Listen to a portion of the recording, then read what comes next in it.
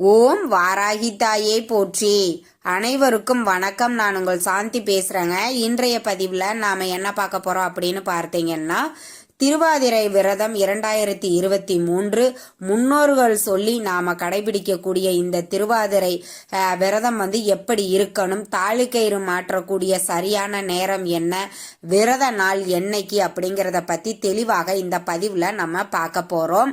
அதற்கு முன்னாடி நம்ம சேனலை சப்ஸ்கிரைப் பண்ணாதவங்க சப்ஸ்கிரைப் பண்ணிக்கோங்க. பக்கத்திலே இருக்கிற பெல் ஐக்கானையும் கிளிக் பண்ணிக்கோங்க. அப்பதான் நான் போடுற எந்த ஒரு வீடியோவா இருந்தாலும் உடனே உங்களுக்கு நோட்டிபிகேஷன்ல வரும். இப்பொழுது பார்த்தீங்கன்னா நிறைய பேருக்கே வந்துட்டு திருவாதிரை என்னைக்கு நம்ம விரதத்தை கடைபிடிக்கணும், 26ஆம் தேதியா இல்ல 27ஆம் தேதியா அப்படிங்கிற குழப்பங்கள் நிறைய பேருக்கு இருக்குது. இதுல ஒவ்வொருத்தருடைய குடும்ப வழக்கப்படி எப்படி நீங்க திருவாதிரை விரதம் இருக்கிறீங்களோ அப்படி நீங்க இருந்து கொள்ளலாம். இப்ப பார்த்தீங்கன்னா சேலம், ஈரோடு, பொள்ளாச்சி, கோயம்புத்தூர் இந்த பகுதிகளெல்லாம் பார்த்தீங்கன்னா 26ஆம் தேதி செவ்வாய்க்கிழமையே விரதத்தை இருந்து 27ஆம் தேதி மகா தீபாராதனை ஆருத்ரா தரிசனத்தை பார்த்து விட்டு விரதத்தை நிறைவு செய்து கொள்வார்கள். ஆனால் ஸ்ரீரங்க பெருமாளை அடிப்படையாக கொண்டு விரதம் இருப்பவர்கள் அந்த மகா தீபாராதனை காலையில 6 to 7 இருக்குது ஆருத்ரா தரிசனம், அதை பார்த்துட்டு தான் விரதத்தையே ஆரம்பிப்பாங்க. ஆக உங்க குடும்ப வழக்கப்படி என்னைக்கு நீங்க ஆரம்பிக்கிறாங்கன்னு பார்த்து கேட்டு தெரிஞ்சுக்கிட்டு செஞ்சுக்கோங்க. ஆனா இந்த 2 நாட்களிலேயுமே விரதம் இருப்பது சிறப்பு தான். அதுல எந்த ஒரு தவறுமே கிடையாது.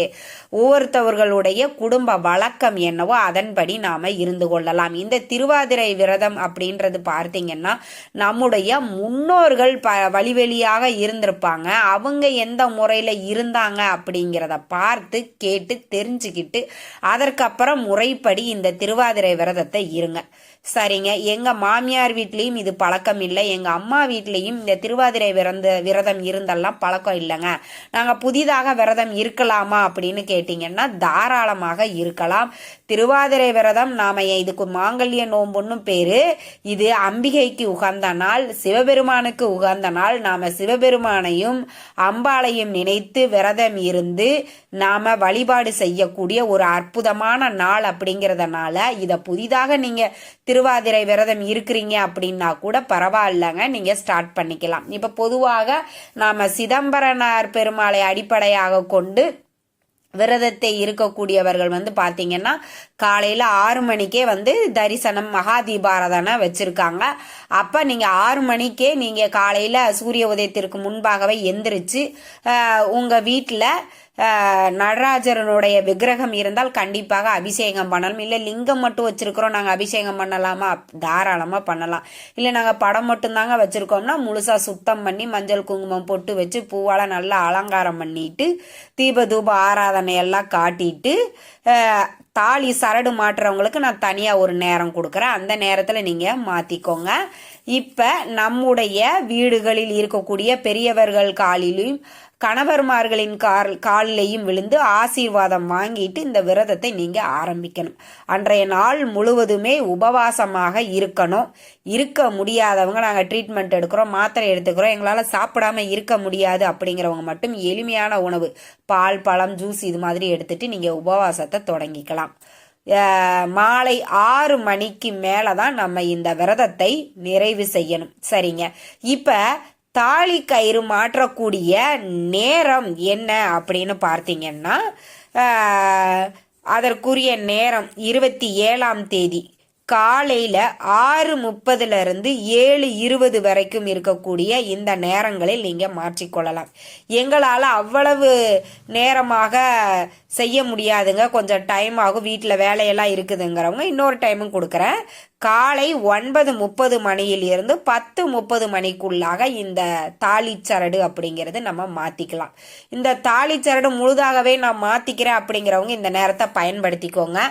இல்லை அப்படின்றவங்க 6:30 மணிக்கு இப்போ சேலம், ஈரோடு, கோயம்புத்தூர் பக்கம்லாம் தாலி சரடே மாற்றிக்க மாட்டாங்க, தாலி சரடு போட்டுப்பாங்க. மெல்லிசா ஒரு நூல் இருக்கும், அந்த நூலை கட்டிட்டு அவங்க அந்த நோன்பை எடுத்துப்பாங்க. இது மாதிரி உங்க குடும்ப வழக்கம் என்னவோ அதை பார்த்து அதை தெரிஞ்சு செஞ்சுக்கோங்க. மாலை 6 மணிக்கு மேலே நாம் இந்த விரதத்தை நிறைவு செய்வதற்குண்டான வேலைகளை நம்ம காலையிலேருந்தே நம்ம பார்த்துடலாம். இதில் என்னென்ன செய்யணும் அப்படின்றது பார்த்தீங்கன்னா, நெய்வேத்தியமாக எல்லாமே 21 அப்படிங்கிற எண்ணிக்கையில் செய்வது ரொம்ப ரொம்ப சிறப்பு வாய்ந்தது. எங்களால் 21 எண்ணிக்கையிலலாம் செய்ய முடியாதுங்க. செஞ்சு வச்சாலும் சாப்பிட்றதுக்கு ஆள் இல்லை. நாங்கள் ஒரு 5 வகை 3 வகை எங்களால் அவ்வளவுதான் செய்ய முடியும். எங்களுக்கு அந்த அளவுக்கு தான் வசதியும் இருக்கிறது அப்படிங்கிறவங்க ஒன்றே ஒன்று தெரிஞ்சுக்கோங்க. நம்மளால் என்ன முடியுமோ அதை செஞ்சு நாம் கடவுளை வழிபாடு செஞ்சோம் அப்படின்னா கடவுள் நம்மளுக்கு கண்டிப்பாக அருள் புரிவார். வாய்ப்பு இருக்கிறவங்க 21 வகையான காய்கறிகள், 21 அதிரசம், 21 வடை, 21 சுழியம், 21 முறுக்கு, இது மாதிரி நீங்கள் வச்சுக்கலாம். சின்ன சின்னதாக இருக்கணும், பெருசு பெருசாக தான் இருக்கணும் அப்படின்னு அவசியம் இல்லை. சின்ன சின்னதாக கூட தட்டி நீங்கள் போட்டு அந்த 21 அப்படிங்கிற எண்ணிக்கையில் வச்சுக்கலாம். இப்போ காய்கறிகள் நாங்கள் 21 காய்கறிக்கு எங்கெங்க போகிறது, எங்களுக்கு பாதி காய்கள் கிடைக்கிறதில்ல அப்படின்னா கிடைக்கிற காய்களை போட்டு நீங்கள் வச்சுக்கலாம். ரொம்ப நல்லது. இந்த திருவாதிரையிலேயே களி தான் ரொம்ப விசேஷமானது. ஒவ்வொருடைய குடும்ப வழக்கப்படி அந்த களிகள் செய்வாங்க. அது ரொம்ப விசேஷம்.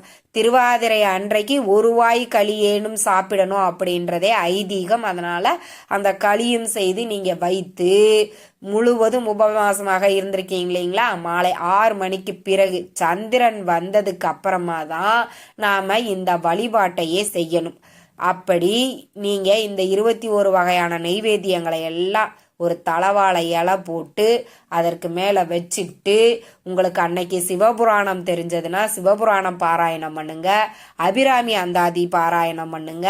என்ன தெரியுமோ இல்லைன்னா சிவபெருமானின் பாஞ்சாட்சர மந்திரமான ஓம் நம சிவாய, ஓம் நம சிவாய, ஓம் நம சிவாயங்கிற மந்திரத்தை மட்டும் சொன்னால் கூட போதுமானது. இப்படி சொல்லிட்டு சிவபெருமானிடையும் அம்பாளிடையும் மனதார பிரார்த்தனை பண்ணிக்கோங்க. நான் என்றைக்கும் நித்திய சுமங்கலியாக இருக்கணும்.